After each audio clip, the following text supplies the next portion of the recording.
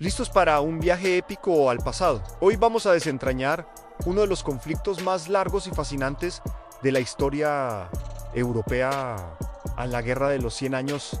Y no duró exactamente 100 años, sino 116. Pero ¿por qué pelearon tanto tiempo Francia e Inglaterra? ¿Qué personajes legendarios surgieron de estas batallas? Acompáñenme, que les prometo que esta historia tiene más giros que su serie favorita. Todo comenzó en 1337. Imaginen la escena: el rey de Francia, Carlos IV, muere sin dejar un heredero varón. Drama en la corte: dos hombres reclaman el trono. Por un lado, tenemos a Felipe de Valois, un noble francés. Por el otro, a Eduardo III, el mismísimo rey de Inglaterra. ¿Y qué conexión tenía él? Pues su madre era Isabel, la hermana del rey francés fallecido. Eduardo pensó: oye, por derecho de sangre, ese trono debería ser mío. Pero los franceses, aplicando una antigua ley llamada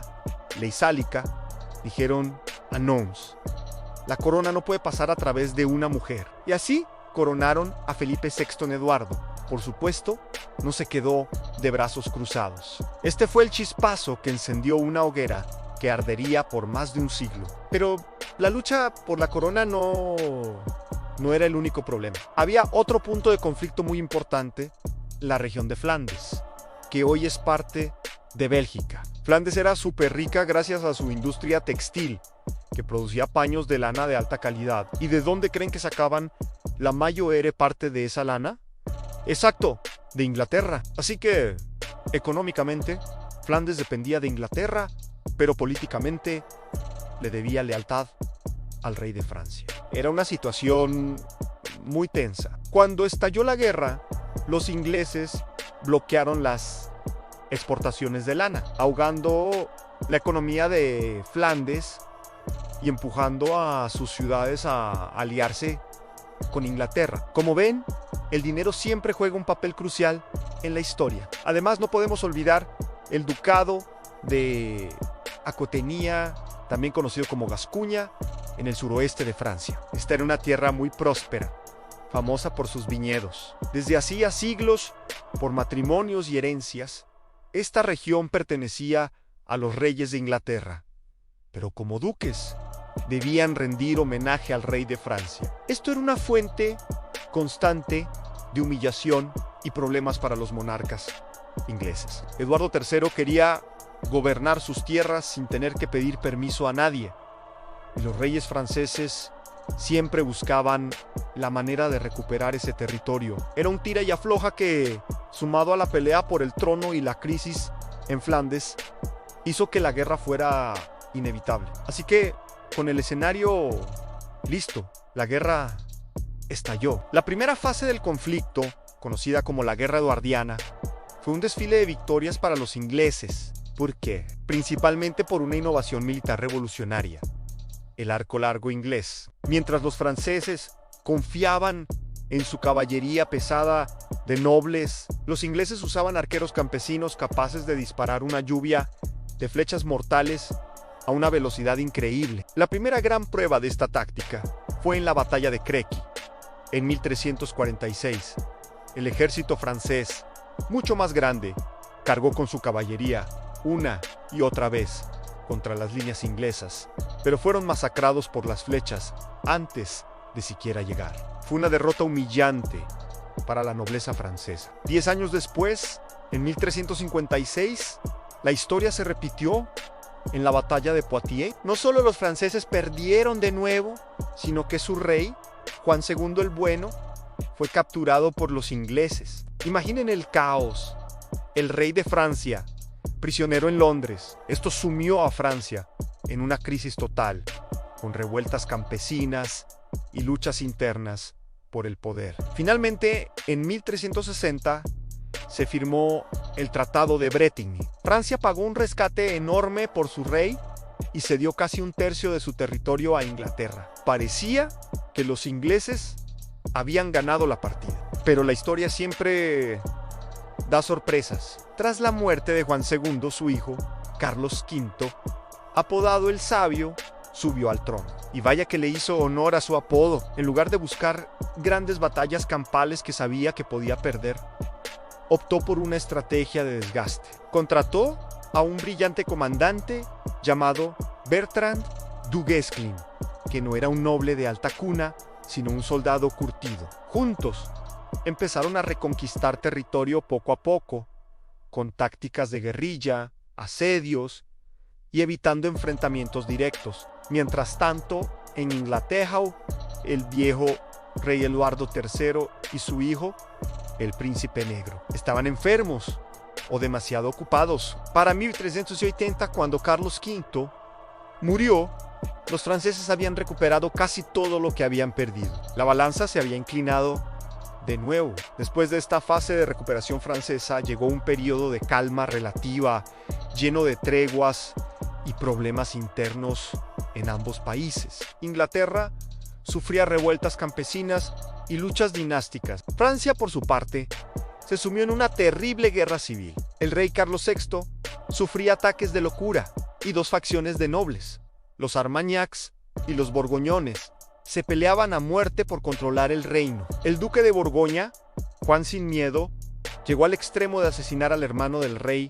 Luis de Orleans, desatando el caos total.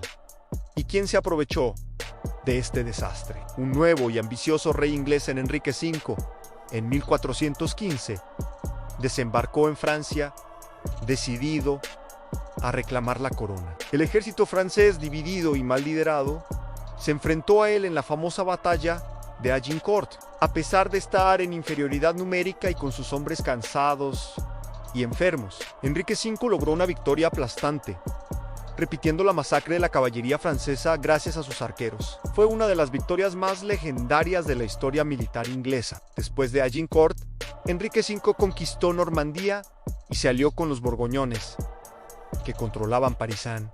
La situación para Francia era desesperada. En 1420 se firmó el Tratado de Troyes, un documento que parecía el fin de Francia como reino independiente. Según este tratado, Enrique V se casaría con la hija del rey loco Carlos VI, Catalinao de Valois, y su hijo heredaría los tronos de Inglaterra y Francia. El Delfín, el verdadero heredero francés, también llamado Carlos, fue desheredado y tuvo que huir al sur. Parecía que el sueño de Eduardo III por fin se había cumplido. Pero el destino es caprichoso. Apenas 2 años después, en 1422, Enrique V murió inesperadamente de una enfermedad. Unos meses más tarde, murió el rey loco Carlos VI. De repente, había un bebé, Enrique VI, que era rey de Inglaterra y, en teoría, también de Francia. Pero el Delfín desheredado, ahora Carlos VII, no se rindió. Desde su corte en el sur, continuó la lucha, aunque con poco éxito y aún menos moral. Francia estaba partida en dos, y la victoria inglesa parecía total. Y entonces, cuando todo parecía perdido, apareció una figura que cambiaría el curso de la historia para siempre. Hablamos, por supuesto, de Juana de Arcon, una joven campesina analfabeta de un pequeño pueblo llamado Domremy. A los 17 años, afirmó que escuchaba voces de santos que le daban una misión divina en expulsar a los ingleses y coronar al Delfín, Carlos, en la ciudad de Reims, el lugar tradicional de coronación de los reyes franceses. Su fe era tan intensa y su convicción tan poderosa que logró lo impensable. Consiguió una audiencia con Carlos VII. Aunque al principio desconfiaban de ella, la desesperada situación los llevó a darle una oportunidad. Le dieron una armadura y un estandarte y la enviaron con un pequeño ejército a la ciudad de Orleans, que llevaba meses bajo asedio inglés. La llegada de Juana fue como un rayo de esperanza. Su presencia inspiró a las tropas francesas, que habían perdido toda confianza. En solo 9 días, rompieron el asedio y liberaron la ciudad.